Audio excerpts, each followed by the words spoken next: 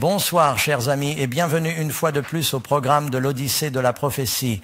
Nous sommes très heureux de vous voir tous ici à New York. Il se passe tellement de choses en ce moment dans la ville et aux alentours, et nous sommes inspirés par votre fidélité à venir soir après soir pour cette série prophétique très importante. Je pense que l'étude de ce soir sera pour vous une grande bénédiction. Je voudrais également souhaiter la bienvenue à ceux qui nous regardent via 3ABN, Hope Channel et les autres réseaux. Et si vous voulez en savoir plus sur la façon dont vous pouvez participer, nous en sommes à peu près à la moitié de cette série, un peu plus de la moitié. Nous allons aborder des sujets comme VIVIV, Armageddon, la seconde venue plus en détail, et certains des événements du dernier jour concernant la bête et l'Antichrist. Et vous ne voulez rien manquer. Si vous manquez une leçon, vous ne devriez pas manquer les autres. Ne manquez rien à partir de maintenant, car comme on dit, le meilleur est à venir. Ce soir, nous en sommes à la 7e leçon, le mystère du dernier jour. Pour chaque présentation, il y a un guide d'études. Vous les recevez gratuitement ici, à New York, pour être venus. Pour ceux qui regardent en ligne, il suffit d'aller sur le site de l'Odyssée de la prophétie. Vous pouvez les télécharger et les étudier avec nous. Notre leçon de ce soir vous surprendra peut-être un peu. Parler du mystère du dernier jour est un sujet de prophétie, mais j'aime toujours commencer par un fait étonnant. Vous savez, pendant de nombreuses années, le record du monde concernant la personne qui est restée éveillée le plus longtemps dans le cadre d'une expérience mesurée sans sommeil était Randy Gardner. Il a détenu le record pour avoir passé l'année du record 11 jours et 24 minutes sans dormir. Après plusieurs jours d'expérience, Gardner a montré un dysfonctionnement cognitif croissant et des problèmes de concentration. C'est ce qui m'arrive après une dizaine d'heures sans sommeil. Humeur, mémoire, paranoïa, hallucination. Depuis, son record a été battu à plusieurs reprises. La dernière fois, c'était Robert McDonald. Il a passé 18 jours et 21 heures sans dormir. Il a tout fait au Starbucks. Non, j'ai inventé ça. Ce n'est pas vrai. Mais vous savez, depuis lors, et en 1997, le Guinness World Records a refusé toute nouvelle tentative pour des raisons de santé et de sécurité. Des décennies après ses premières expériences, Randy Gardner a lutté contre de graves insomnies. L'insomnie l'a endommagé de façon permanente. Les gens ont besoin de repos. Notre leçon de ce soir porte sur le repos et la prophétie et sur la façon dont tout cela est lié. Ce soir, nous allons parler de l'un des commandements, en particulier le 4e commandement qui traite du sujet du sabbat. Pasteur Doug, comment cela peut-il s'intégrer dans un séminaire sur la prophétie? Suivez-moi très attentivement. Si vous lisez le chapitre 13 de l'Apocalypse, il est dit que le pouvoir de la bête fait une loi selon laquelle quiconque n'adore pas l'image de la bête doit être tué. Ce serait un problème pour le peuple de Dieu car la Bible est très claire. Dans les 10 commandements, il est dit dans le 2e commandement que tu ne te feras pas d'image taillée à la ressemblance de quoi que ce soit dans les cieux en haut, sur la terre en bas ou dans les eaux sous la terre, et que tu ne te prosterneras pas devant elles et ne les serviras pas. Car moi, le Seigneur ton Dieu, je suis un Dieu jaloux, qui punit l'iniquité des pères et des enfants jusqu'à la 3e et la 4e génération de ceux qui me haïssent, et qui fait miséricorde à des milliers de ceux qui m'aiment et qui gardent mes commandements. Remarquez, aimez-moi et gardez mes commandements. Il y a un commandement qui dit de ne pas adorer les images. Vous vous souvenez peut-être que dans le livre de Daniel, chapitre 3, le roi Nabuchodonosor a dit à tout le monde de se prosterner et d'adorer l'image qu'il avait faite ou d'être tué. L'Apocalypse s'en inspire. Mais Shadrach, Meshach et Abednego ont dit « Nous devons obéir à Dieu plutôt qu'à Dieu. Nous devons obéir à Dieu plutôt qu'aux hommes. Nous n'enfreindrons pas le commandement de Dieu, même s'il s'agit d'un commandement gouvernemental. » Dans le chapitre 6 de Daniel, le roi de Perse, Darius, a promulgué une loi qui interdisait de prier, qui dit qu'il ne faut pas prier un autre Dieu que le roi pendant 30 jours. C'est un problème pour le peuple de Dieu, car le premier commandement, qui c'est? Tu n'auras pas d'autre Dieu devant moi. En fait, le premier commandement dit, et le Seigneur Dieu prononça toutes ces paroles en disant, « Je suis le Seigneur, ton Dieu, qui t'ai fait sortir du pays d'Égypte, de la maison de servitude. » Tu n'auras pas d'autre Dieu devant moi. Daniel a dit, je ne peux pas avoir un autre Dieu devant mon Dieu. Il est allé chez les lions et Dieu l'a délivré. C'était une loi gouvernementale, une loi mondiale, cet empire. Shadrach, Meshach et Abednego sont allés dans la fournaise ardente et Dieu les a délivrés. Dans les derniers jours, le diable va refaire la même chose. Avez-vous lu le livre d'Esther? Une loi a été promulguée pour exterminer tout le peuple de Dieu parce que Mardochée n'a pas voulu se prosterner et adorer Haman, parce qu'il violait les commandements de Dieu. Le diable va faire la même chose. Vous voyez, est-ce que tout le monde ici sait que le diable veut que vous péchiez? C'est pourquoi il nous tente. Qu'est-ce que le péché? La transgression de la loi de Dieu. Mais ce que le diable va faire dans les derniers jours, il va être très sournois. Il va créer une loi qui obligera les gens à transgresser la loi de Dieu, mais qui donnera l'impression qu'ils obéissent. Il examinera les 10 commandements et se demandera s'il est possible de créer une loi qui ordonne à tout le monde de mentir. Ce sera difficile à faire accepter. Tout le monde doit tuer, ça ne marchera pas. Et si je disais à tout le monde, souvenez-vous du jour du sabbat, mais ne le faites pas le 7e jour, faites-le un autre jour. Il suffit de changer un peu les choses. Il est très intelligent. Et beaucoup de gens vont se dire, quelle différence cela fait-il? Ce n'est qu'une petite chose. Alors suivez-moi, et je pense que vous allez comprendre pourquoi cela va être un problème dans la prophétie des derniers jours. Question numéro 1, nous allons à notre leçon. Dieu a-t-il réservé le sabbat aux seuls Israélites? Que dit la Bible? Il leur a dit, le sabbat a été fait pour le juif. Ce n'est pas ce que dit la Bible. Il s'agit du 7e jour de la création. Dieu a créé l'homme en 6 jours. Le 6e jour, il a créé le monde en 6 jours. Puis, après avoir fait l'homme, le mot grec est anthropos. Vous avez entendu parler de l'anthropologie qui parle de l'humanité, pas seulement d'une race de personnes. Jésus a dit que le sabbat avait été créé pour les humains. Combien d'entre vous ont un lien de parenté avec Adam? Alors vous avez votre place. Le sabbat a été fait pour l'humanité. L'humanité, pas l'homme pour le sabbat. Dieu n'a pas créé le sabbat, puis l'homme pour servir le sabbat. Il a créé l'homme et a ensuite créé le sabbat pour qu'il soit une bénédiction pour l'homme. Vous voyez comment cela fonctionne? Vous lisez dans l'Exode, chapitre 23, verset 12, « Tu feras ton travail pendant 6 jours. Tu feras ton travail pendant 6 jours et tu te reposeras le 7e jour afin que ton bœuf et ton âne se reposent. Et le fils de ta servante, et pour que ton étranger soit, quel est le mot? Rafraîchi. Les Juifs sont-ils les seuls à avoir besoin de se rafraîchir? Ou bien le Seigneur a-t-il également inclus les animaux dans ce commandement? Dieu se soucie-t-il des créatures? Les gens ont-ils besoin de repos? Oui. Quand le Seigneur a dit que le sabbat avait été créé pour l'homme, il voulait dire pour la race humaine.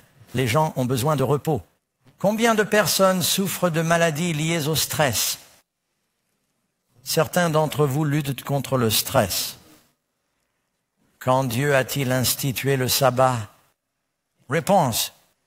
Il est dit dans la Genèse, chapitre 2, versets 1 à 3, « Ainsi les cieux et la terre, rappelez-vous que vous avez lu les réponses bleues avec moi, ainsi les cieux et la terre et toute leur armée furent achevés, et au 7e jour, Dieu acheva son œuvre qu'il avait faite, et il se reposa. L'homme est fait à l'image de Dieu. Nous suivons son exemple. Il s'est reposé comme un exemple pour nous. Il s'est reposé quel jour? Le 7e jour de tout le travail qu'il avait fait. Maintenant, je vais continuer. Il continue en disant, et Dieu bénit le 7e jour. Le 7e jour. Vous savez, au début de la Bible, un nombre est mentionné 3 fois. Sept et sept, sept. Dans le premier livre de la Bible jusqu'à l'Apocalypse, à la fin de la Bible, un autre nombre est mentionné 3 fois. 6, 6, 6, 7. C'est le nombre parfait de Dieu et de l'adoration de Dieu. 6 est le jour où l'homme a été créé, c'est le nombre de l'homme. Et l'homme a créé le culte. Et c'est une bataille pour l'adoration que vous verrez tout au long de la Bible.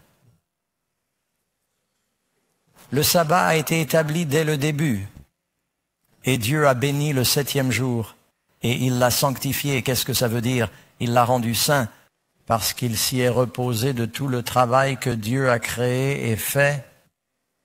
Question numéro 3. Je sais que j'ai l'air d'aller vite, mais vous allez voir pourquoi. J'ai beaucoup de choses à couvrir ici. Comment Dieu a-t-il démontré l'importance du saint sabbat? Il dit dans l'Exode, maintenant dans votre Bible, si vous regardez dans le chapitre 20 de l'Exode, versets 8 à 11, je vais prendre ma Bible rapidement. Si vous avez votre Bible, vous ne trouverez pas seulement ceci dans le chapitre 20 de l'Exode, verset 8. C'est aussi dans Deutéronome, chapitre 5. Vous trouverez les 10 commandements et vous les trouverez dans des endroits partiels, plusieurs endroits. Exode, chapitre 20, verset 8, c'est le plus long des 10 commandements. C'est le seul commandement qui commence par le mot « souviens-toi » et il est au milieu de la loi de Dieu. Souviens-toi du jour du sabbat pour le sanctifier. Tu travailleras 6 jours et tu feras tout ton travail, mais le 7e jour est le sabbat des Juifs. C'est ce qui est écrit. Le 7e jour est le sabbat du Seigneur ton Dieu. Tu ne feras aucun ouvrage, ni toi, ni ton fils, ni ta fille, ni ton serviteur, ni ta servante, ni ton bétail, ni l'étranger qui est dans tes portes, car en 6 jours l'Éternel a fait les cieux, la terre, la mer et tout ce qui s'y trouve, et il s'est reposé le 7e jour. C'est pourquoi l'Éternel a béni le jour du sabbat et l'a sanctifié. C'est ce qu'on appelle le 4e commandement. Quand Dieu écrit quelque chose dans la pierre, quelle importance cela a-t-il? Je voudrais que vous réfléchissiez à ce que Dieu a fait lorsqu'il a créé le commandement du sabbat. En fait, nous allons l'afficher sur l'écran juste pour que vous puissiez tous le voir. Dieu avait les 10 commandements. Étaient-ils écrits sur du papier, de la pâte à modeler ou sur de la pierre? Combien d'entre vous se souviennent de l'histoire de Moïse descendant de la montagne? Ils avaient de fait une image en or.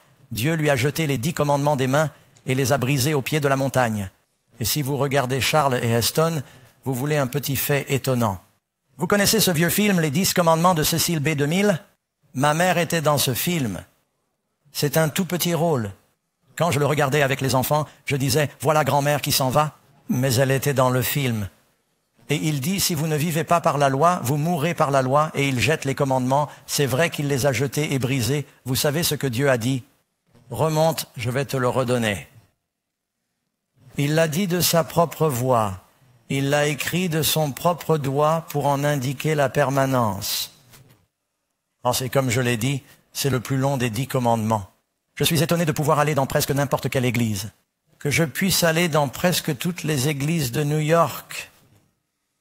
Et je tiens à répéter qu'il y a de bons chrétiens dans de nombreuses dénominations. Vous m'écoutez tous?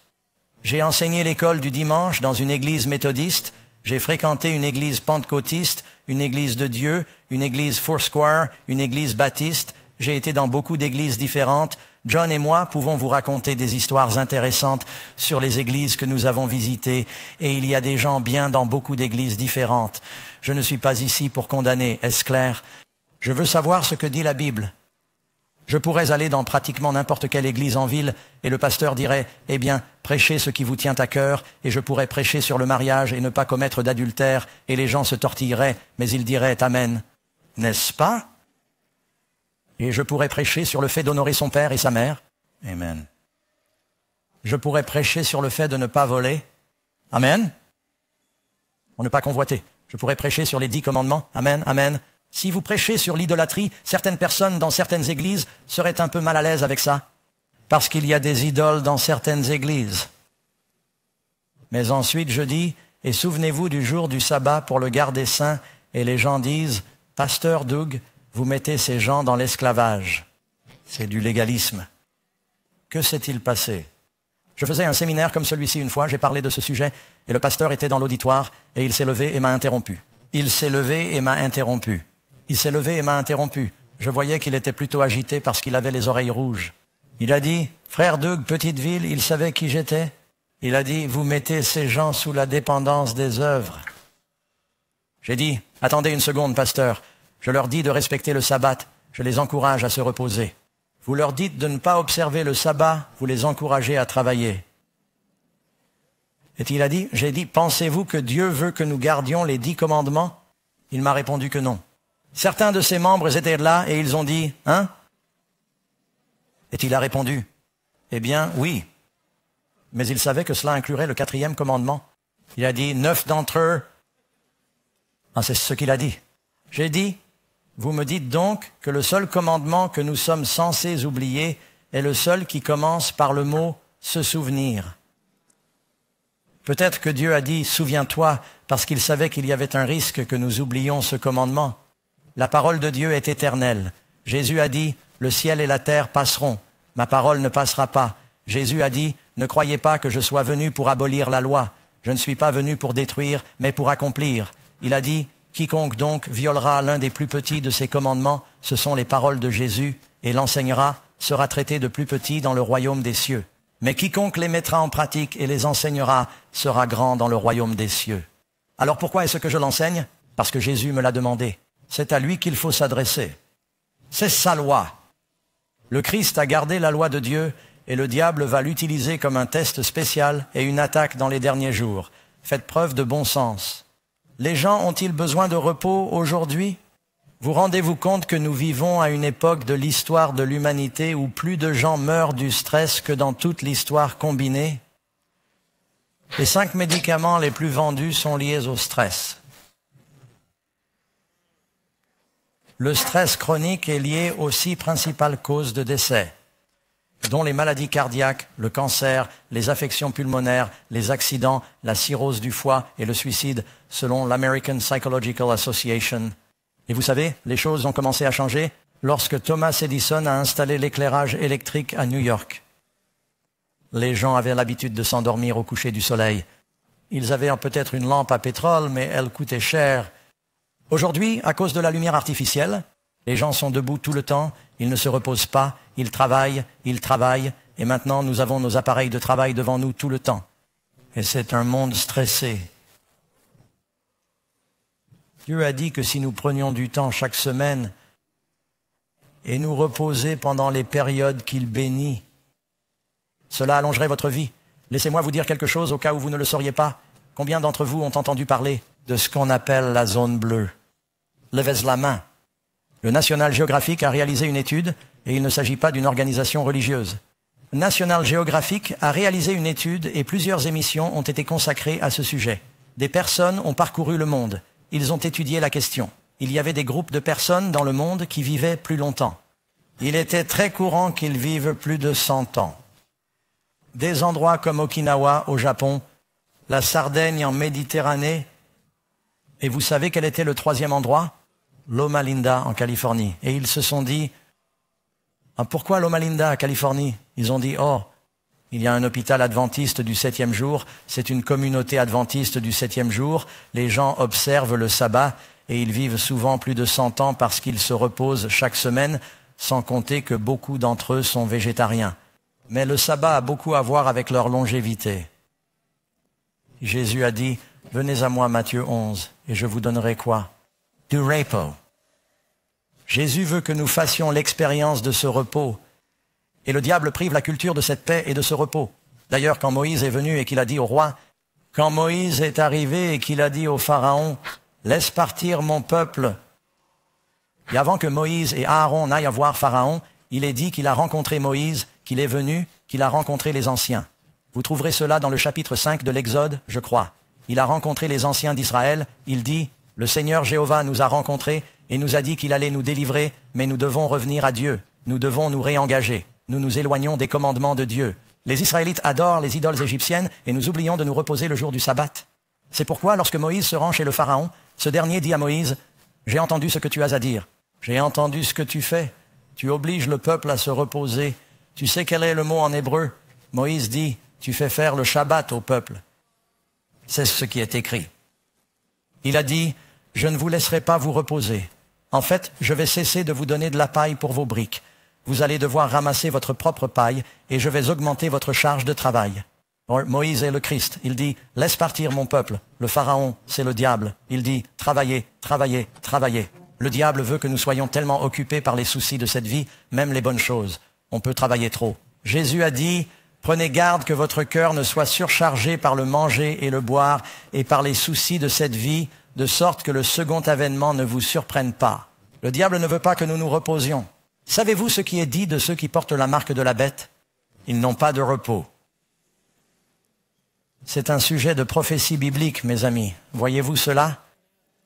Sur quelles deux choses précieuses Dieu dit-il que le sabbat est un signe? Au fait, c'était la question numéro 4. Répondez à Exode 31, 17. Le sabbat est un signe entre moi et les enfants d'Israël à perpétuité, car en 6 jours l'Éternel a fait, comment dit-on, l'Éternel a fait les cieux et la terre. A-t-il fait cela uniquement pour le peuple juif, ou s'agit-il d'un signe pour tous les peuples qui croient en la parole de Dieu, selon laquelle il est le Créateur? Seriez-vous d'accord avec moi pour dire que beaucoup de gens dans le monde ne croient plus que Dieu a créé? Ils pensent que nous avons tous évolué à partir de formes de vie inférieures. C'est ce que je croyais avant. Aujourd'hui, je ne peux plus y croire. Je croyais que, parce que la vie est si complexe, l'idée que la complexité de la vie soit le fruit d'un accident est vraiment absurde. Il n'y a pas d'organisation, ni de conception, ni de système interactif. Saviez-vous qu'ils ont étudié une cellule d'un être humain, une seule cellule d'un être humain avec un microscope électronique, et qu'ils sont arrivés à la conclusion qu'il y a plus de machines, plus d'activités et plus de systèmes interdépendants dans une seule cellule de vie que c'est l'illustration, je ne l'ai pas inventée. Les médecins disent qu'il y a plus d'activité dans une seule cellule de vie que dans la ville de New York à l'heure de pointe. Comment cela a-t-il pu se produire par accident? Nous sommes merveilleusement bien faits. Chaque jour de sabbat, nous nous rappelons que nous sommes une création de Dieu, à l'image de Dieu. L'une des raisons pour lesquelles je pense que tant de jeunes se conduisent mal et se détruisent, quand nous avons commencé à enseigner que nous avions évolué à partir de singes, le taux de suicide a grimpé en flèche. Ils ont perdu le sens de la vie. Lorsque vous dites aux jeunes qu'il y a un Dieu, qu'il a un but pour vous, que vous êtes créés à son image, c'est un tout autre destin pour les jeunes. Dieu dit que l'une des raisons du sabbat est que nous nous souvenons qu'il nous a créés. Amen. C'est un miracle, c'est une merveille. Chaque jour de sabbat nous rappelle qu'il est notre créateur. Et vous savez ce que ça veut dire d'autre? Il est le patron. Il est le créateur, nous sommes la création. Il fait les règles, nous les suivons. De quoi d'autre la Bible dit-elle que le sabbat est un signe? Ézéchiel, chapitre 1, verset 12. De plus, je leur ai donné mes sabbats pour qu'ils soient un signe. Je voudrais m'arrêter avant même d'avoir terminé. Vous savez, dans l'Apocalypse, qu'est-ce que les gens reçoivent sur le front? Une marque, comment cela s'appelle-t-il? Certains parlent de marque, d'autres de sceau. Tout le monde pense à la marque de la bête dans les derniers jours sur le front, c'est vrai. Il y a une marque de la bête dans la main ou sur le front, mais ils oublient que les justes reçoivent aussi quelque chose sur le front. C'est le sceau de Dieu. Et ce mot est un signe. Dieu place un signe. Regardez ce qui est écrit ici. Je leur ai donné mes sabbats comme un signe entre moi et eux, afin qu'ils le sachent. La Bible dit que la vie éternelle consiste à connaître Jésus, afin qu'ils sachent que je suis celui qui quoi? Je les sanctifie. Cela signifie que je les sanctifie. Réfléchissez à ceci, mes amis. Si je vous demandais maintenant, où se trouve la Terre sainte sur la planète? Que diriez-vous? Israël, bien sûr, c'est la bonne réponse. C'est ce que la plupart des gens diraient, n'est-ce pas? Musulmans, juifs, chrétiens, nous l'appelons la Terre sainte. Et si je devais dire où se trouve la Terre sainte, comment appelez-vous la ville sainte? À Jérusalem, c'est la bonne réponse. C'est un peu plus difficile, restez avec moi.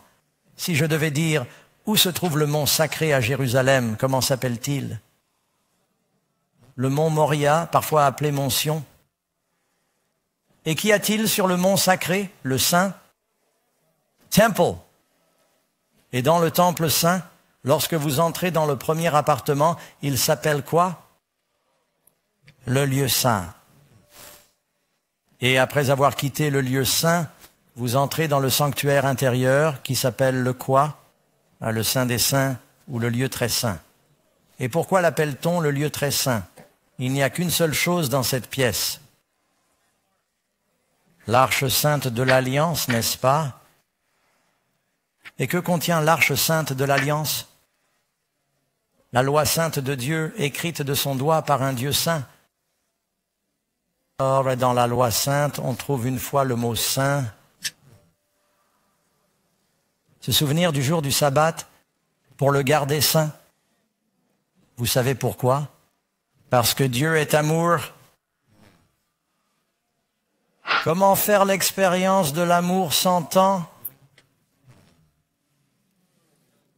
Si vous me montrez un couple qui a des problèmes dans sa relation, quelqu'un vous dira que nous ne passons pas de temps ensemble.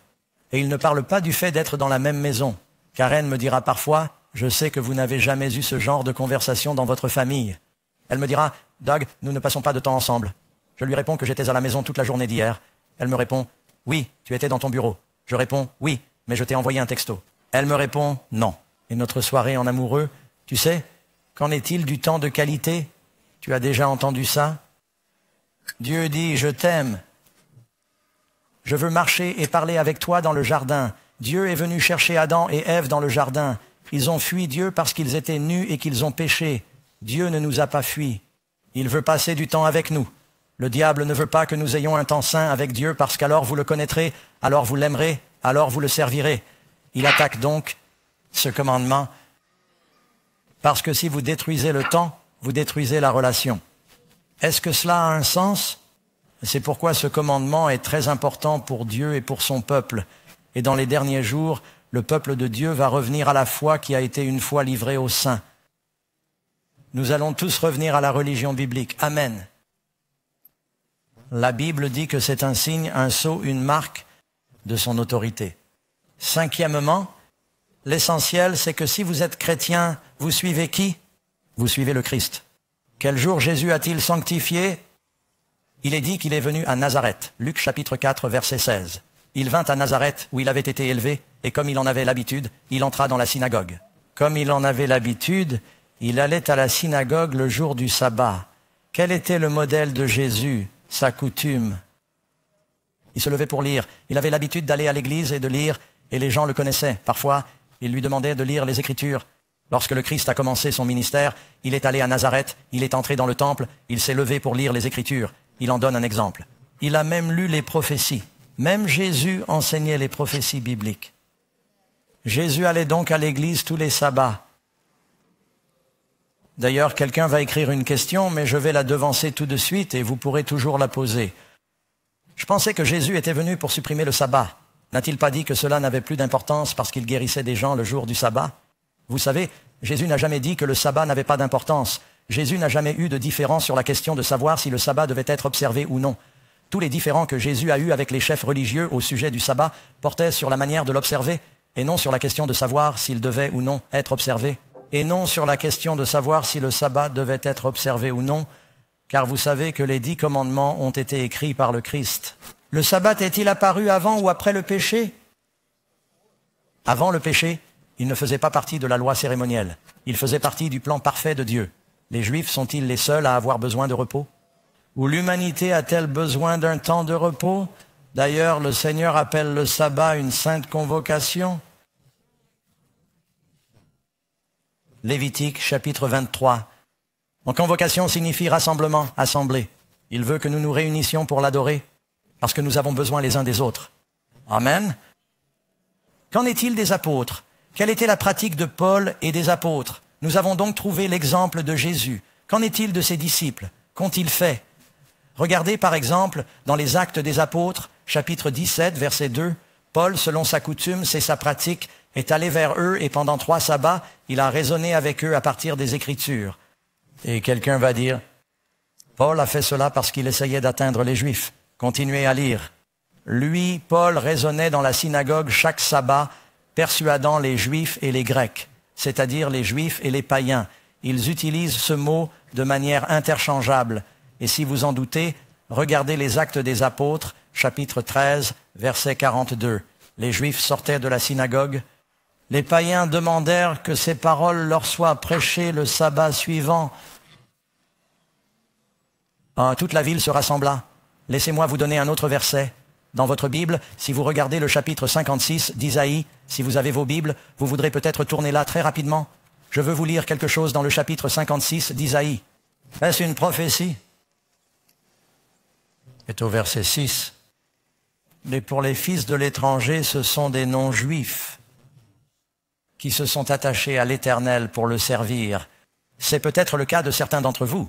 Aimer le nom du Seigneur, être ses serviteurs, tous ceux qui gardent le sabbat pour ne pas le profaner, qui s'attachent à mon alliance, je les amènerai sur ma montagne sainte et les rendrai malheureux dans ma maison de prière. Non. Le sabbat est-il un fardeau ou une bénédiction? Dieu a-t-il maudit ce jour ou l'a-t-il béni? Il dit, je les rendrai joyeux dans ma maison de prière. Qui veut de la joie? Au fils de l'étranger. Il dit à tous ceux qui veulent me suivre, observez mon sabbat, que je les rendrai joyeux. Ils se rassembleront dans sa maison pour l'adorer. Jésus a dit, ma maison devrait être appelée la maison de prière pour toutes les nations.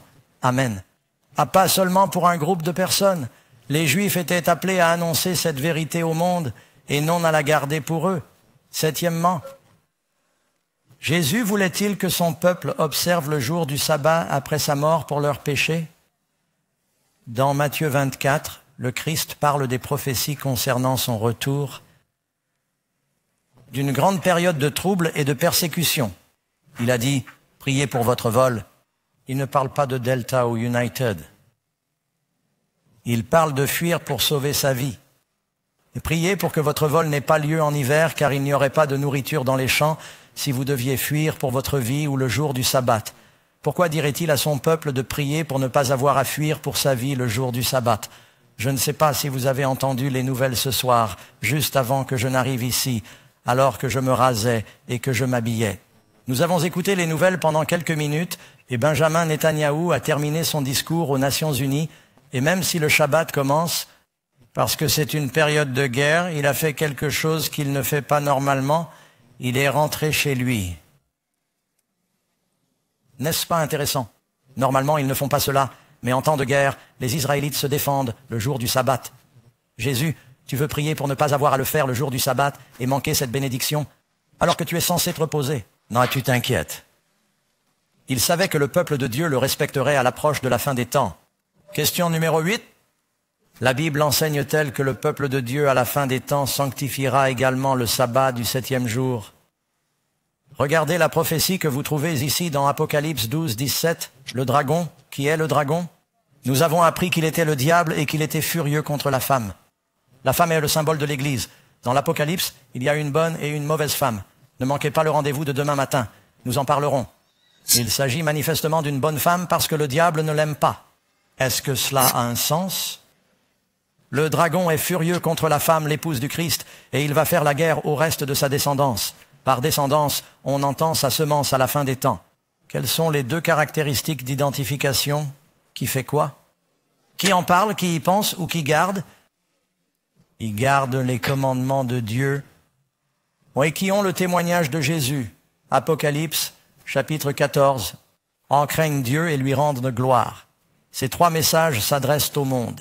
Si vous lisez l'Apocalypse 14, il est dit au verset 14, « Je regardais et je vis quelqu'un qui était semblable à un fils d'homme venant sur les nuées du ciel. » De qui s'agit-il? Jésus vient. Avant que Jésus ne vienne au verset 12, trois messages importants vont vers le monde. Ces messages sont représentés sous la forme d'anges qui se répandent. Ils volent dans le ciel, ce qui signifie qu'ils font le tour du monde. Et que disent ces messages? « Craignez Dieu et rendez-lui gloire, car l'heure de son jugement est venue. » Et que faire? Adorer celui qui a fait le ciel, la terre, la mer et les sources d'eau. Vous savez quoi? C'est une citation du 4e commandement. Car en 6 jours, le Seigneur a fait le ciel, la terre et la mer. Un message est diffusé dans le monde pour que l'on revienne aux Écritures dans les derniers jours. Le Christ a dit, « J'ai beaucoup de brebis qui ne sont pas de cette bergerie et il faut que je les appelle. Elles entendront ma voix. Il y aura une seule bergerie et un seul berger. » Les personnes sincères qui aiment Jésus et sa parole entendent le Saint-Esprit en ce moment même. J'ai dit, « Pasteur Doug, il est difficile de contester cette logique. Le ciel et la terre passeront. Ma parole ne passera pas. La loi de Dieu n'a pas besoin d'être modifiée. C'est nous qui devons changer. Amen. Il veut que nous revenions. Jésus a dit, « L'homme qui écoute mes paroles et les met en pratique est semblable au sage qui bâtit sur le roc. » Les 10 commandements ont été écrits sur le roc. Et vous savez quoi? Et je n'ai pas de problème. Parce que quand je me tiendrai devant le Seigneur et que le Seigneur me dira, « Doug, pourquoi as-tu enseigné le sabbat aux gens, hein ?» Je répondrai, « D'une part, Seigneur, tu l'as respecté. D'autre part, tu m'as dit de le faire. Tu as dit, celui qui enseignera un seul de ces plus petits commandements sera grand dans le royaume des cieux. Et tu l'as écrit avec ton doigt et tu l'as dit avec ta voix. Je n'ai pas dit au studio que j'allais faire cela, je les surprends souvent. Obtenez une prise de vue du public. Certains d'entre vous seront filmés. La Bible dit qu'il faut se souvenir du jour du sabbat pour le sanctifier, le jour du sabbat pour le sanctifier. Pendant 6 jours, vous devez travailler et faire tout votre travail, mais le 7e jour est un sabbat. Auquel est le 7e jour de la semaine? Samedi, dimanche, la résurrection, le 1er jour de la semaine. Pouvez-vous me dire où dans la Bible il y a un commandement de sanctifier le 1er jour? Ah, je suis assez ouvert. Je veux dire, nous vous mettons devant la caméra. Si vous l'avez, levez la main. Je le dirai devant tout le monde. Oh, il n'y a pas de commandement. Cela vient des traditions. D'accord. Vous pouvez les retirer de la caméra maintenant parce que je sais qu'ils deviennent très nerveux. Je regarde leur visage. On dirait des gens qui faisaient la sieste il y a 1 minute et que quelqu'un vient de réveiller. Et ils sont justes. Voici la patience des saints. Voici ceux qui font quoi? Ils gardent le commandement. C'est l'Apocalypse 14. Après que l'ange a dit « Adorez celui qui a fait, gardez les commandements de Dieu et ayez le témoignage de Jésus » ou avoir la foi de Jésus. Dans ce verset, il est dit, bénis ici, dernier chapitre de la Bible. Heureux ceux qui mettent en pratique ces commandements afin d'avoir droit à l'arbre de vie et d'entrer par les portes de la ville. Pensez-vous que Dieu est en train de dire, eh bien pas tous, il nous a accordé une remise de 10%. Vous pouvez en retirer un des 10. Quand Dieu a dit 10 commandements, il voulait dire 10 commandements. Amen. La nouvelle alliance, ce sont ces 10 commandements dans notre cœur. Et vous savez ce qui est vraiment intéressant? Si vous revenez 100 ans en arrière, lisez votre propre histoire chrétienne.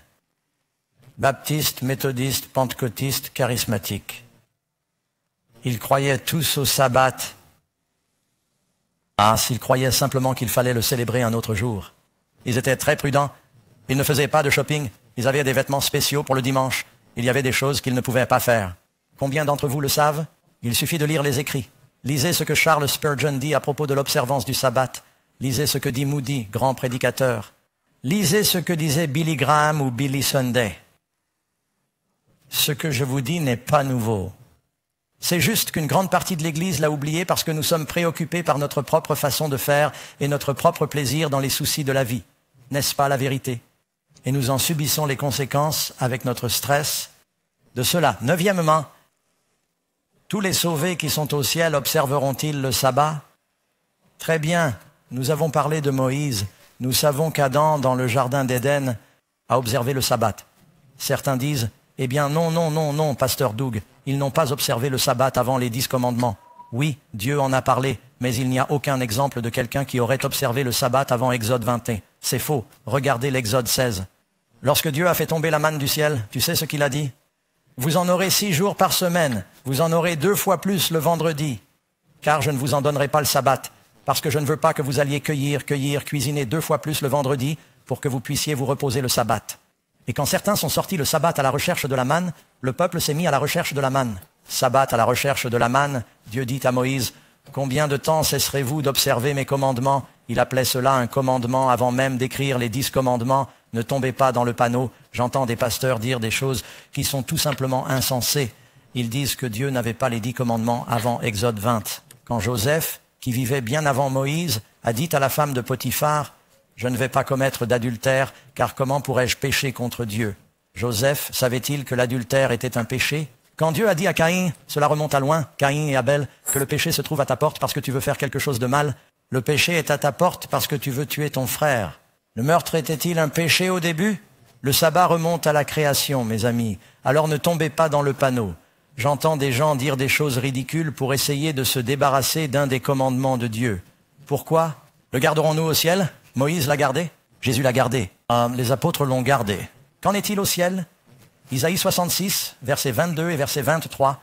De même que les nouveaux cieux et la nouvelle terre que je ferai subsisteront devant moi, dit l'Éternel, de même subsisteront votre postérité et votre nom. D'une nouvelle lune à l'autre, c'est-à-dire d'un mois à l'autre, et d'un sabbat à l'autre, il y aura une nouvelle lune et un nouveau sabbat. Et d'un sabbat à l'autre, toute chair, est-ce qu'il est écrit tous les Juifs? toute chair viendra se prosterner devant moi. Voici une question. Qu'ils l'ont gardé dans l'Ancien Testament et qu'ils l'ont gardé dans le Nouveau Testament et que nous allons le garder au ciel, alors qui pensez-vous que le prédicateur sera au paradis? Quelqu'un dormira-t-il pendant le sermon? Est-il donc logique que le peuple de Dieu se réunisse encore aujourd'hui pour adorer le Seigneur en son jour saint?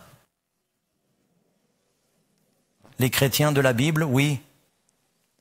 Pouvons-nous être certains que le 7e jour de la semaine, le samedi, est le même sabbat, le même 7e jour que Jésus a célébré? Cette question me fait toujours rire parce que les gens n'ont jamais eu de problème pour savoir quels sont les jours avant d'apprendre la vérité sur le sabbat. Les gens n'ont jamais eu de problème à savoir quel jour était le dimanche jusqu'à ce qu'ils apprennent la vérité du sabbat. Ils disent, eh bien, nous ne sommes pas sûrs. Peut-être que le dimanche est le jour du sabbat et que c'est le 7e jour. La Bible est très claire à ce sujet. Jésus est ressuscité le premier jour de la semaine, et elle le dit même dans le dictionnaire. Et ils disent, n'y a-t-il pas eu des changements dans le calendrier? Il y a eu des changements dans le calendrier. Nous sommes passés du calendrier julien au calendrier grégorien. Aucun changement de calendrier n'a jamais affecté le cycle hebdomadaire. C'est un mythe mental parce que nous voyons les jours de la semaine sur le calendrier. Nous pensons que l'un affecte l'autre. Ce n'est pas le cas. Votre anniversaire tombe chaque année un jour différent de la semaine. Il s'agit de deux cycles temporels complètement différents, séparés et distincts. Lorsqu'ils sont passés du calendrier julien au calendrier grégorien, ce n'était pas une mauvaise chose. Il fallait faire un ajustement pour l'année bissextile parce qu'il y avait toujours un quart de jour de décalage chaque année et que les saisons n'étaient pas synchronisées. Ils ont donc pris le jeudi, le 4 octobre 1582, et ils ont dit que demain serait le 15. Ils ont ajouté 10 jours, mais ce sera vendredi. Le jeudi a été suivi du vendredi. C'est toujours comme ça. Aussi loin que l'on puisse mesurer l'histoire, il n'y a jamais eu de changement de calendrier qui ait affecté de quelque manière que ce soit la continuité du cycle hebdomadaire. La meilleure preuve en est qu'il y a 16 millions de Juifs dans le monde. Vous pourriez me convaincre que certains d'entre eux ont échoué sur une île déserte et ont perdu la notion du temps. Mais c'est toute une nation qui a oublié. Et puis il y a les musulmans. Le vendredi est leur jour saint. Ils sont 7 milliards. Ils n'ont pas oublié les jours de la semaine. Et puis il y a les chrétiens qui, à chaque Pâques, célèbrent la résurrection et une fois par semaine, célèbrent la résurrection le premier jour de la semaine. Ils n'ont aucun problème à savoir quel jour c'était le dimanche. Nous savons quel est le jour du 7e jour. Regardons ce que dit la Bible. Ce jour était le vendredi de préparation. C'est ce qu'ils appellent le jour de la préparation. Le sabbat approchait. C'est la crucifixion du Christ. Ils revinrent et préparèrent des aromates et des huiles parfumées. D'ailleurs, Luc 23, verset 54. Et ils ont fait quoi? Ils se sont reposés le jour du sabbat. Ce sont les apôtres, selon la loi juive. Non, selon les commandements. Savez-vous que Luc a été écrit par un païen? Quel bon moment pour lui de parler de l'ancienne loi juive. Il dit que c'est le commandement évident. Quel jour? Le premier jour?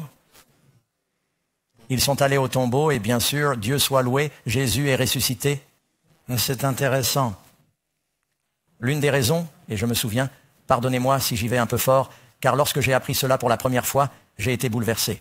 Et j'espère que je présente ceci avec la bonne dose de grâce.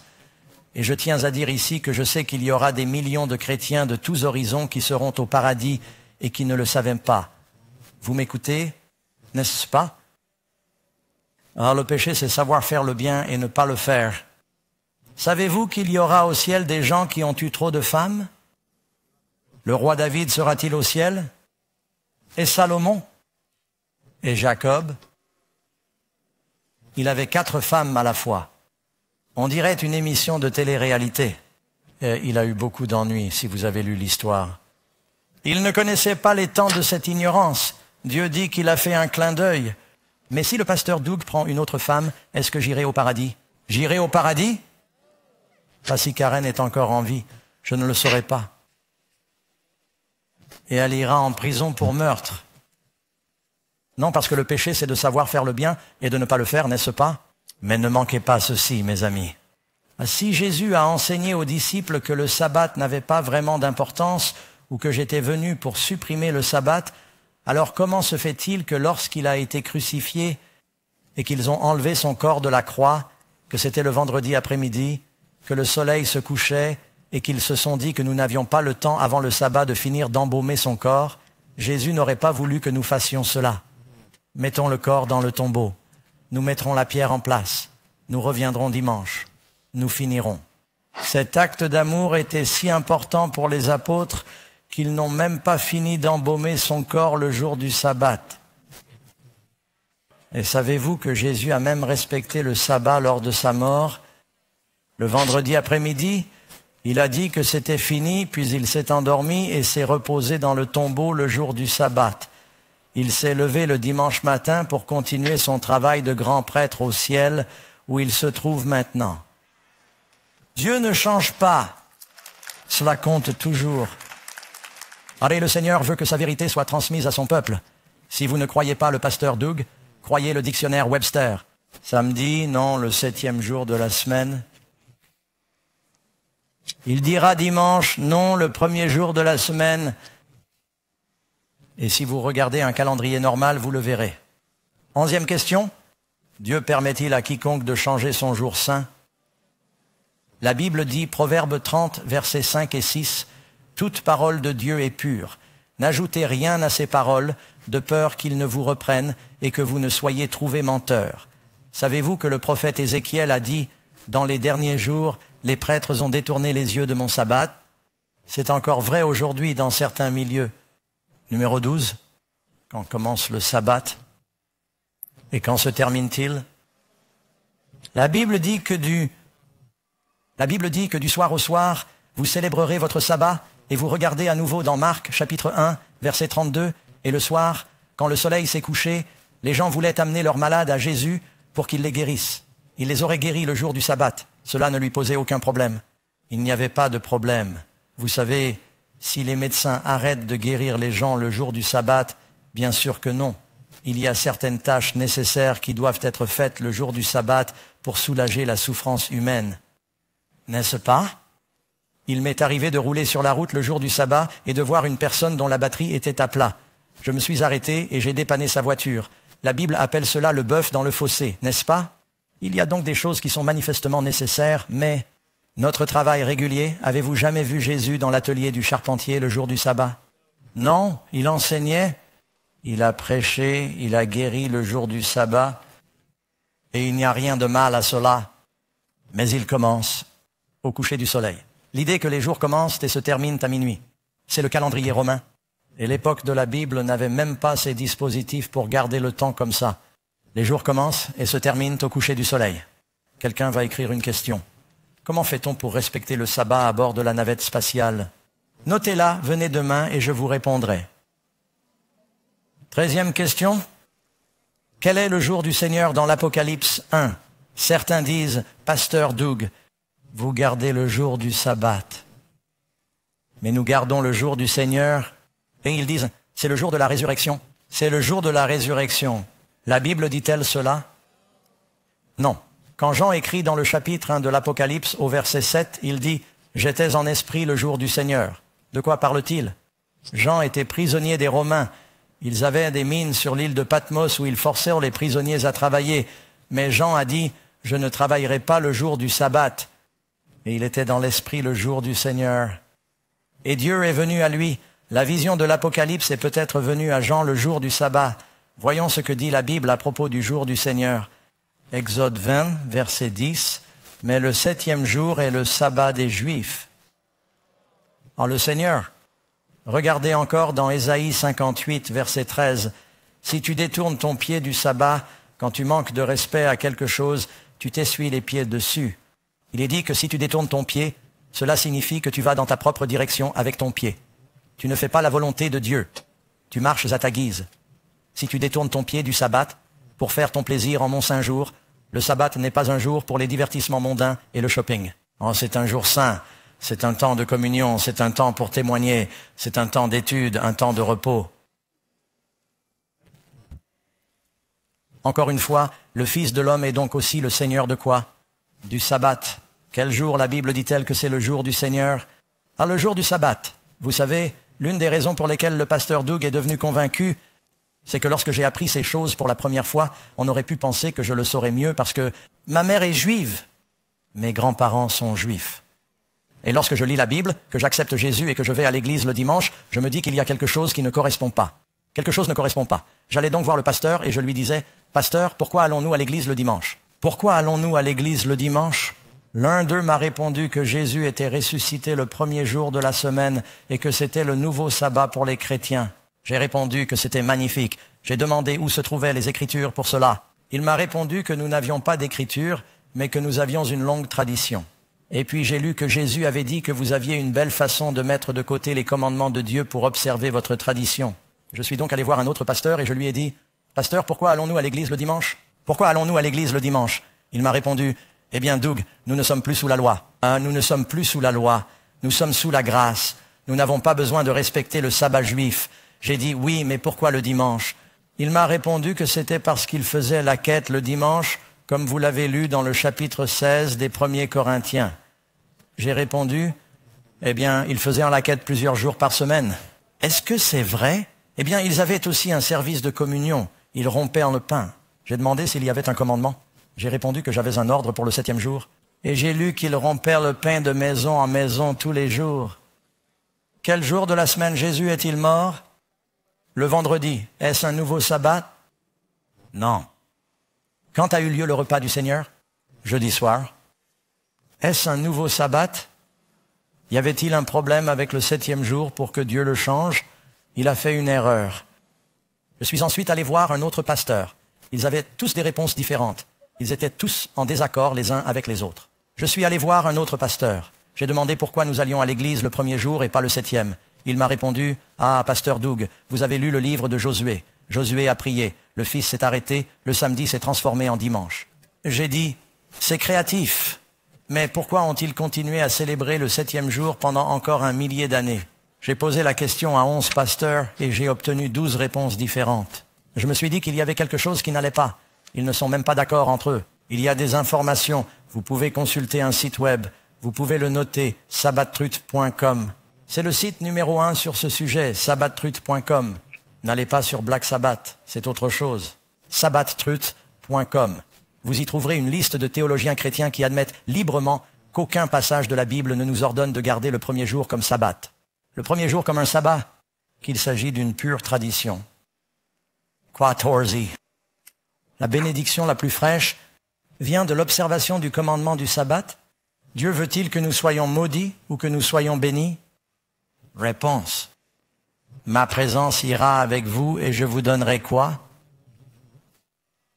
Je vous donnerai du repos. Vous pouvez relire le passage où Jésus dit « Venez à moi, vous tous qui êtes fatigués, vous travaillez, vous êtes chargés, et je vous donnerai du repos. » Ah, repose. Hébreux chapitre 3, c'est dans le Nouveau Testament, je suis désolé, Hébreux chapitre 4. Il est dit, car nous qui avons cru, nous entrons dans ce repos. Lorsque Dieu a sauvé les enfants d'Israël de leur esclavage et de leur travail en Égypte, il a dit, « Je vous emmène dans un pays où coule le lait et le miel, et vous entrerez dans mon repos. » Le paradis est comparé au repos de Dieu. Jésus entrant dans le Christ est comparé au repos. Quelqu'un va dire, « Eh bien, pasteur Doug, nous n'avons plus besoin d'observer la lettre de la loi. Nous nous contentons de respecter l'esprit de la loi. » L'avez-vous déjà entendu? Je suis d'accord. La lettre de la loi dit que tu ne commettras pas d'adultère, n'est-ce pas? Les 10 commandements. L'esprit de la loi dit de ne pas le penser dans son esprit. Si je dis, eh bien, je ne vais pas le penser dans mon esprit, mais je vais littéralement commettre l'adultère, est-ce que c'est acceptable? Ou bien Dieu veut-il que nous respections la lettre et l'esprit? La lettre de la loi dit de ne pas tuer. L'esprit de la loi dit, ne te mets pas en colère contre ton frère sans raison, sinon tu es coupable de meurtre. Si je dis, oh Seigneur, je vais tuer cette personne, mais je ne le pense pas dans mon cœur, je garderai l'esprit, mais pas la lettre. Ou bien Dieu veut-il que nous respections l'esprit et la lettre? Si vous regardez n'importe quel commandement, Jésus a dit qu'il ne s'agit pas seulement de l'action, mais aussi de l'attitude. Mais il veut que nous ayons, si vous avez l'attitude, vous garderez l'action. Donc oui, il veut que nous observions le sabbat littéral, mais il veut que nous jouissions du repos dans le Christ, dont il est le symbole. Il veut que nous gardions les deux. Vous ne pouvez pas garder l'esprit si vous ignorez la lettre. La lettre est élémentaire, c'est le début, c'est l'action. Jésus a dit que cela allait encore plus loin. C'est une attitude de se reposer en Christ. Amen. Et Dieu veut vous bénir, mes amis, pour avoir fait cela. Je sais que certains d'entre vous ont entendu de nouvelles choses ce soir, et cela vous a peut-être remué. Il y a beaucoup de sujets dont nous allons parler dans la prophétie ici, et vous allez découvrir comment cet enseignement, ce sujet dont nous avons parlé, va s'intégrer dans la prophétie du dernier jour. Rappelez-vous, il y aura une bataille dans les derniers jours à propos de l'adoration. L'adoration de Dieu, le sceau de Dieu, l'adoration de la bête, la marque de la bête. Adam et Ève ont eu 2 garçons. Ils prétendaient tous deux adorer le même Dieu. L'un a tué l'autre à cause de sa façon d'adorer. Abel a dit, « Je vais adorer à la manière de Dieu, à la manière de Dieu. » Le peuple de Dieu, dans les derniers jours, va adorer la voix de Dieu, le jour de Dieu. Nous allons revenir aux Écritures. Il va y avoir un réveil dans le monde entier et Dieu va répandre son esprit, mais cela signifie qu'il y a une lutte. Certains d'entre vous disent, « Pasteur Doug, je ne sais pas comment je vais changer ma vie. Je veux ce repos, je veux cette paix. Laissez-moi vous faire une promesse. Dieu ne vous donnera aucune vérité. Sans vous permettre d'y travailler. Il vous montrera comment faire parce qu'il veut que vous soyez bénis. Ne vous préoccupez pas de demain et de la façon dont vous allez vous y prendre. Prends une décision aujourd'hui et dis, « Seigneur, je vais te suivre. Je vais te suivre. Je ne sais pas comment tu vas déplacer les montagnes. Je ne sais pas comment tu vas séparer l'océan, mais je vais te faire confiance et je vais te suivre. » Combien d'entre vous veulent vivre cette expérience? Combien d'entre vous veulent le repos que Jésus offre et la paix qu'il promet? Parce que Jésus nous a donné un sabbat, en signe de son pouvoir de nous créer et de nous sanctifier. Aimeriez-vous commencer à recevoir les bénédictions qu'implique ce jour saint? C'est tout à fait approprié. Nous sommes en ce moment même dans cette heure sacrée. Et j'espère que Dieu vous bénit en ce moment même, du moins dans cette partie du monde. Nous savons que nous diffusons dans d'autres fuseaux horaires. Je veux prier pour vous. Puis-je prier maintenant? Père Céleste, bénis ces gens. Donne-leur ce repos. Aide-les à faire l'expérience de cette sainte sanctification et prépare leur cœur aux choses importantes que tu as prévues pour leur vie et pour ta volonté, Seigneur. Sois avec eux maintenant. Je te le demande au nom du Christ. Amen. Quand aura lieu notre prochaine réunion? Demain. Pas seulement demain soir, mais demain matin. Et il y aura même un programme spécial à 5 heures si vous voulez entendre mon témoignage personnel. Nous passerons ensuite à la réunion du soir. Nous parlerons des esprits d'Armageddon. Demain matin, une femme, un enfant et un dragon. Ne manquez pas cela. Que Dieu vous bénisse, chers amis. Je vous remercie. Je vous souhaite une bonne soirée et un bon retour à la maison.